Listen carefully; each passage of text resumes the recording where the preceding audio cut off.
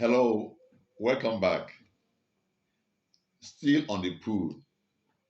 We're talking about the pool. Remember, we read from Titus chapter 2, verse 11 and 12, where the Bible says that for the grace of God that brings salvation has appeared to all men. That is the pool of grace. Grace pulling salvation. Grace bringing salvation. So, which means without grace, there will be no salvation. Without grace, there will be no salvation. And salvation is by grace alone.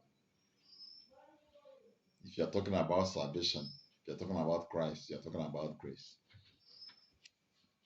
There are two pools that I would want us to look at. And when you consider these very pools, you'll be able to appreciate what I'm talking about. There are two kinds of pools that I want to talk about. I'm talking about P-U-L-L and not P-O-O-L. So the pool of grace. Now we have the pool of nature, nature pools. One pool of nature that I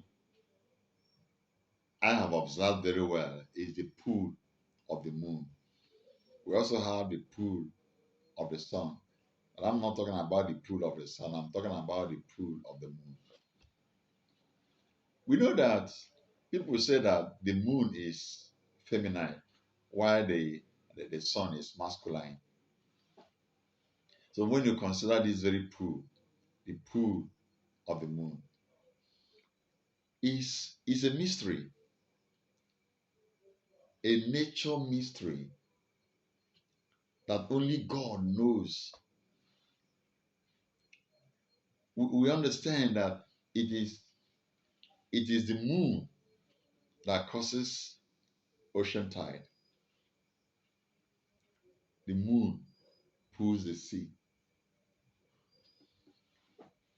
When you talk about overflowing of water, overflowing of the river, when they say the river has overflown its bank, the moon is responsible. When you talk about a river drying, ocean receding, it's the moon that is responsible. The moon pulls it. How powerful this very feminine moon, the moon that is feminine. It is the moon that pulls the ocean. It is the moon that determines the force of the ocean. If you want to understand what I'm talking about, visit Bear Beach or Lakey Beach and see how the river, and see how the sea, the ocean tumbles, rolls, and pours. If you are traveling along the west coast, if um, been to Ghana, or you've been to um, these west coast countries,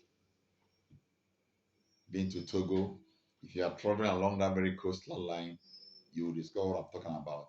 You look at the sea, look at the ocean, and how the ocean roars, how the ocean tumbles. The moon, the moon pulls it. The force of the moon is responsible. That is nature pulling. Something must pull you. Everyone has something pulling him or her. Something. Now look at mechanically. Look at the train. Look at trailers. Look at tankers. Sometimes you are traveling, you see trailer parking. Sometimes the coach will be there, but the head will not be there. If you go to railway, the coach will be there, the head will not be there. No matter how long the coach is, no matter how many tons the tanker is, no matter how long the trailer is, it is that small head that pulls it. Some head, some heads have of trailers or tankers have uh, 6 tires.